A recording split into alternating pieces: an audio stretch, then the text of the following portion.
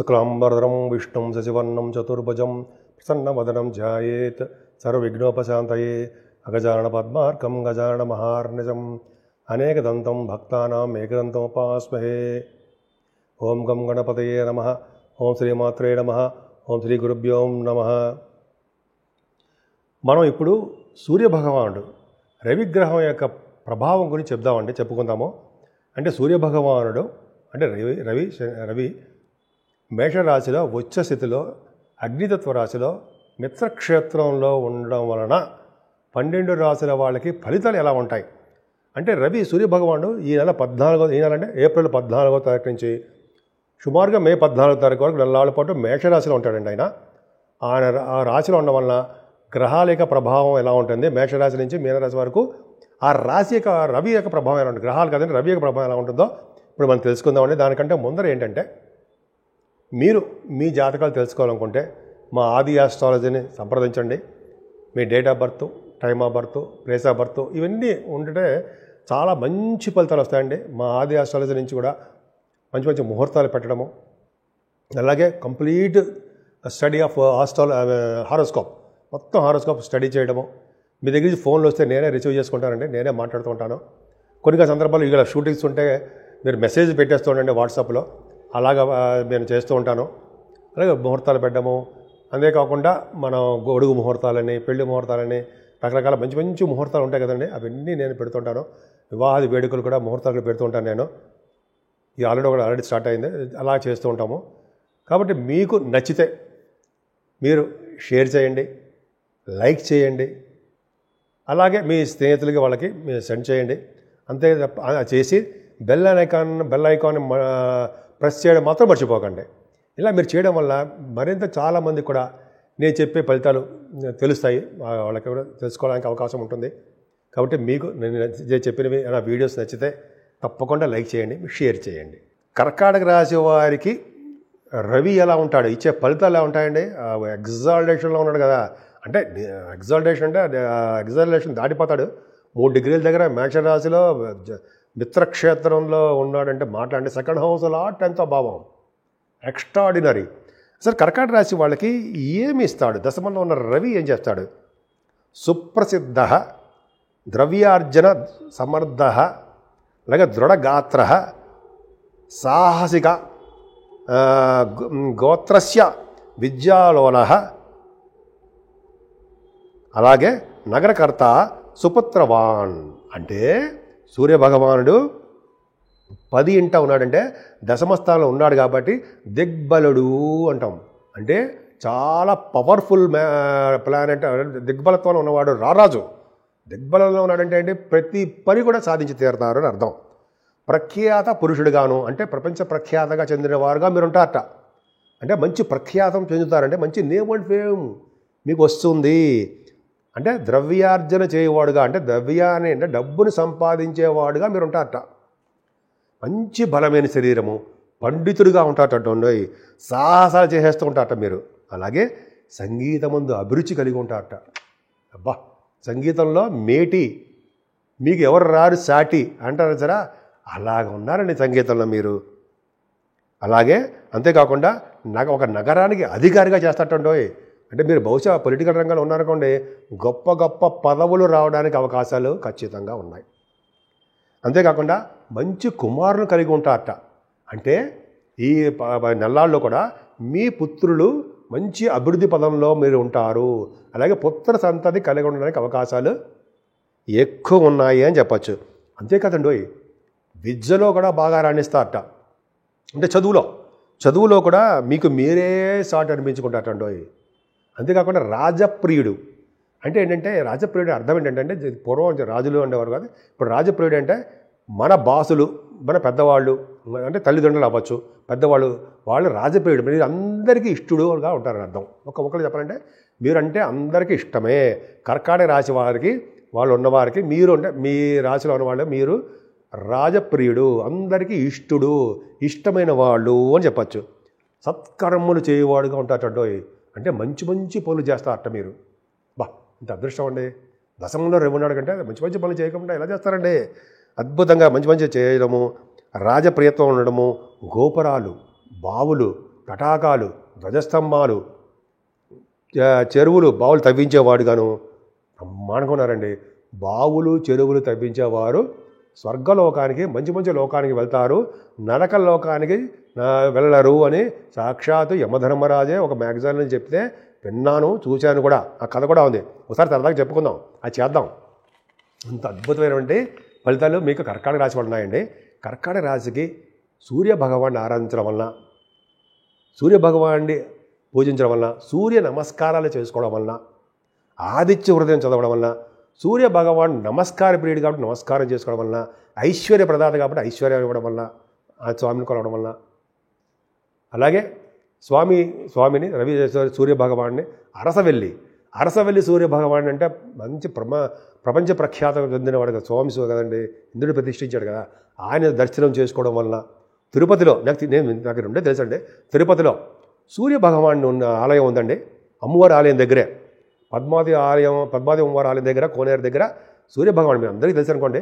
సూర్య భగవాన్ దర్శనం చేసుకోవడం వల్ల అక్కడ గంధం తీస్తారండి, అరగదీసిన గంధం, సువాసన అంతా బ్రహ్మాండంగా వస్తుంటుంది సువాసన. ఒకసారి వెళ్ళాను, ఈ మధ్య వెళ్ళాను, నేను స్వామివారి దర్శనం చేసుకున్నా. సూర్య భగవాన్ అంటే బాగా ఇష్టం, ఆయన అద్భుతం చూడడం వల్ల.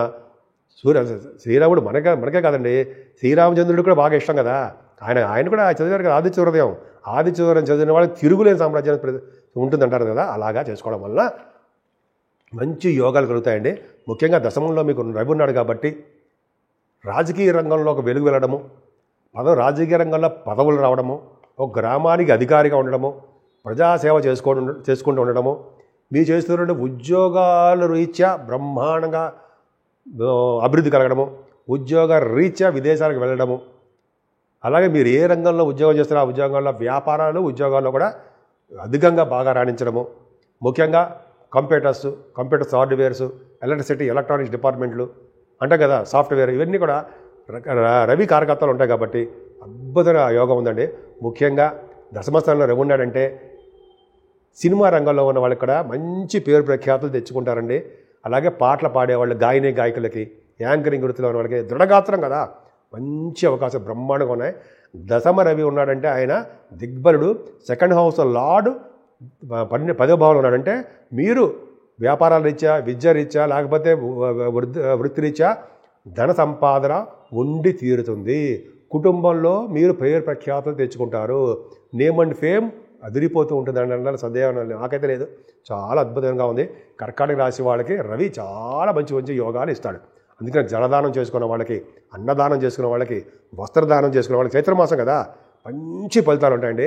రవి అద్భుతమైన ఫలితాలు మీకు ఇచ్చి తీరుతాడు. 12 రాశుల వారికి చెప్పుకోదగ్గ రెమెడీస్ ఉంటాయి కదండి, ఏం చేస్తే బాగుంటుంది మనం. ఎందుకంటే ఇప్పుడంతా కూడా కాలసర్ప దోషంలో ఉన్నాయి ప్లానెటరీ పొజిషన్ అంతా కూడా. సూర్యభగవానుడు కూడా కాలసర్ప దోషంలో ఓడిపోయాడు. ఆయన రాహుకేతుల మధ్యలో బంధింపబడ్డాడు సూర్యభగవానుడు కూడా ఉన్నాడు. ప్లస్ కుజుడు కూడా నీచత్వంలో ఉన్నాడు. అంటే ఒక విధంగా పాములు, సర్పాలతో సంబంధించిన వ్యవహారాలు ఉన్నాయి. అంటే ఏంటి, రాహుకేతుల మధ్యలో ప్లానెట్స్ ఉండడము, కుజుడు కూడా నీచత్వం పొందడం వలన సర్పదోషం ఏర్పడిపోయింది. దానివల్ల ప్రజల్లో ఆందోళనలు, ప్రజల మధ్య, రాజకీయాల మధ్య చిన్న చిన్న విభేదాలు, చిన్న చిన్న గొడవలు, చిన్న చిన్న ఏమైనా వస్తాయి. అందుకనే సర్పదోషం ఏర్పడిపోయింది. అందుకనే చాలామంది అవకాశం ఉంటే శ్రీకాళహస్తి వెళ్ళండి.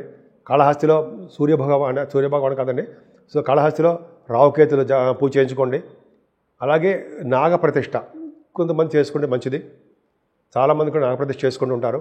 శని వల్ల రాహుకేతులలో వచ్చే సర్పదోషం పరిహారం అయిపోతూ ఉంటుంది. అంతేకాదండి 12 రాసుల వాళ్ళకి ఇప్పుడు అంతా మన సూర్యభగవాన్ గురించి చెప్పుకుంటున్నాం కాబట్టి 12 రాసుల వాళ్ళు కూడా చేయదగ్గ సూచన ఏంటంటే సూర్యభగవాన్ని ఆరాధించడమే. పొద్దున తెల్లవారుజామున లేవడము, స్నానం అయిపోయిన తర్వాత సూర్యభగవానికి అర్ఘ్యం ఇవ్వడం చాలా ఇష్టం. అర్ఘ్యం అంటే ఏంటి, దోశల నిండా నీళ్లు తీసుకుని ఎర్రని పుష్పాలతోటి సూర్యభగవాన్ని ఇవ్వడం. ఓం హ్రీం సూర్యాయ నమః, HREM, హ్రీ హరి అంటాం కదా, హ్రీం. ఓం హ్రీం సూర్యాయ నమః, ఓం హ్రీం సూర్యాయ నమః అని 11 సార్లు మనకి చేసిన. అలాగే ఆదిత్య హృదయం చేసుకుంటూ, లేకపోతే 11 నామాలు సూర్యభగవానికి ఉన్నాయండి. ఓం ఆదిత్యాయ నమః, ఓం సవిత్రే నమః, ఓం ఖగాయ నమః, ఓం పూష్ణే నమః, మీకు తెలుసు కదా.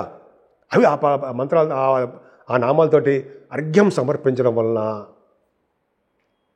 అలాగే గాయత్రి మంత్రంతో 3 సార్లు కానీ 11 సార్లు కానీ ఎర్రని పుష్పాలతో స్వామివారికి అర్ఘ్యం సమర్పించడం వలన అద్భుతమైన పుణ్యఫలం కలుగుతుందండి. చాలా అద్భుతంగా ఉంటుంది. అంటే ఆ సంవత్సరం మొత్తం కూడా మనకి ఇటువంటి దోషాలు లేకుండా సూర్యభగవానుడు కాపాడుతాడు. అనారోగ్య సమస్యల నుంచి సూర్యభగవానుడు కాపాడుతాడు. కోర్టు కేసుల నుంచి కూడా సూర్యభగవానుడు మనకి మంచి ఫలితాలు ఇవ్వడానికి అవకాశం ఎక్కువ ఉంది. అంతేకాదండి, ఇదంతా కూడా వైశాఖ మాసం కూడా వచ్చేసింది కాబట్టి ఇప్పుడు మనం ఏప్రిల్ 30 తారీఖు కూడా మనకి సింహాచల నరసింహస్వామికి ప్రభావం ఉంటుంది కాబట్టి ఈ 12 రాసుల వారు కూడా మన నరసింహస్వామిని కొడుద్దామండి. ఆయనకి పానకం వడపప్పు నైవేద్యం పెడదాం. చాలా అద్భుతంగా ఉంటుంది. ఎందుకంటే గ్రహాలన్నీ కూడా కలసర ప్రదోషంలో ఉండడము, కుజ ప్రభావం ఉండడం, రుజుడుగా రీచల్లో ఉండడం, ఆ దోషాలన్నీ పరిహారం చేసేస్తాడు స్వామి. అదొకటి. సూర్యభగవాన్ యొక్క ఆరాధన కూడా చేసుకోవాలండి మనం. పైగా ఇప్పుడు ఏంటంటే మనకి ఎంత వైశాఖ మాసం వస్తుంది కాబట్టి దానాలు కూడా ఎందుకంటే చెప్పాను ఆల్రెడీ. ఈ దానాలంటే జలదానము, ఎక్కడికెక్కడ మనం చలివేంద్రాలు పెట్టేయడం, చలివేంద్రాలు పెట్టే వాళ్ళకి సహాయం చేయడం, చల్లటి మంచినీళ్ళు ఇవ్వడం, కుండల్లో మంచినీళ్ళు ఇవ్వడం, మజ్జిగలు, చల్లటి మజ్జిగ దానం విశిష్టత ఉందండి. పెరుగు దానం చేస్తారు సరే, పెరుగు దానం చాలా గొప్ప విశేషం ఉంది. పెరుగు దానం మనం మజ్జిగ చేస్తాం. మజ్జిగ ప్యాకెట్ అమ్ముతారు కదండి, ఫ్రిడ్జ్లో పెట్టడం, టగడగా కొనేయడం, అందరికీ దానాలు ఇచ్చేయడం. నేను పోలీసు వాళ్ళు కూడా ఇచ్చాను దానంలో. అంటే పోలీసు అంటే ట్రాఫిక్ కానిస్టేబుల్ పోయి ఎండలో నుంచున్నారు ఆయన. ఒక్కసారి తీసుకొని స్వామి తీసుకోండి అంటే తీసుకున్నారు ఆయన. నేను గొప్ప కాదండి, చెప్తున్నా జనగా మాడవాల్సి వాళ్ళకి కూడా మనం ఇవ్వాలి. డ్యూటీలో ఉంటారు కదా, కష్టపడతారు కానీ వాళ్ళు వెళ్ళి తెచ్చుకోలేరు కదా మంచినీళ్ళు. స్వామి అంటే డ్యూటీలో ఉన్న వాళ్ళకి ఎప్పుడు ఎండలో ఎంత కష్టపడతారు మన కోసం, వాళ్ళకి సహాయం చేయాలి మనం. అలాగే మంచినీరు దానం అంత అద్భుతం అండి. మంచినీళ్ళు దానము, మజ్జిగ దానము, వీలైతే అన్నదానం, ఇంకా చెప్పాలంటే లేని వాళ్ళకి వస్త్రదానము. మీరు చేయలేరా? మీకు తెలుసండి, అన్నీ తెలుసండి, గుర్తు చేస్తా అంతే కదా. అవునా? మీకు తెలుసు, గుర్తు చేస్తాను. మనం అన్నీ చేద్దామండి, అన్ని కార్యక్రమాలు చేద్దాం. నేను కూడా మీతో పాల్గొంటాను. మీతో పాల్గొంటానంటే నేను కూడా కార్యక్రమాలు చేస్తాను అర్థం. అంతే మీ ఇంటికి వచ్చేసి పదండ్రా వెళ్దాం అని చెప్పి అన్నాం. అర్థంగా నా కార్యక్రమాలు నేను చేసుకుంటూ ఉంటాను, 10 మందితో పంచుకుంటుంటాను, ఆనందం పంచుకుంటూ ఉంటాను. నాకు చాలామంది గుర్తుపడుతుంటారు. నేను కూడా బయటికి వెళ్ళి ఇవ్వడం వల్ల పలానా మీరు ఆదినారాయణరావు గారు కదా అని సరే అంటూ ఉంటాం. సరే అలాగా దానాలు చేసుకుందామండి. మన గురించి మనం గొప్ప చెప్పుకోకూడదు. అంతా అద్భుతంగా మంచి చేద్దాం. మంచి చేయడం వల్ల మనకు మంచి జరుగుతూ ఉంటుంది. భగవంతుడు మనకు మంచి చేస్తుంటాడు. మనకి కాకుండా మన పిల్లలు కూడా మంచి చేస్తాడండి. ఎంత ఆనందంగా ఉంటుంది. ఒక్కసారి మంచి వీళ్ళు ఎవరైనా ముఖంలో ఆనందం చూస్తే నిజంగా మనకి ఆనందం వస్తుందండి. మనం చేసే మంచి పనులకి నేను కూడా ఒకసారి చేశానండి. కొత్తగూడెంలో ఉన్నప్పుడు ఇలాగా చలివేంద్రం పెట్టి అద్భుతంగా చాలా చేసాం. పొద్దు నుంచి సాయంత్రం వరకు టెంట్లు వేసి చాలా బాగా చేసుకున్నాం. అటువంటి అవకాశం మళ్ళీ ఎప్పుడు వస్తుందో చూస్తున్నాను. అలా చేయడం చాలా చాలా అద్భుతం అండి. మనం చేద్దాము సరదాగా. జనాలు అందరికీ మనం మంచిని స్వీకరిద్దాం. సో మీ అందరికీ కూడా మంచి జరగాలని, సూర్య భగవాన్ యొక్క ఆశీస్సులు ఎప్పుడు నిండు నీరువేళ్ళు ఉండాలని. ఎందుకంటే ఆయన సాక్షాత్ ప్రత్యక్ష నారాయణ కదండి. ఆయన దర్శనం చేసుకోవడం వల్ల అన్నీ మంచి జరగాలని, మీ అందరికీ, మీ కుటుంబ సభ్యులందరికీ మంచి జరగాలని, ఎప్పుడు ఆనందంతో కళకళలాడిపోతూ అన్ని రంగాల్లోనూ మీరు ముందంజలో ఉంటారని కూడా నేను మనస్ఫూర్తిగా కోరుకుంటున్నాను.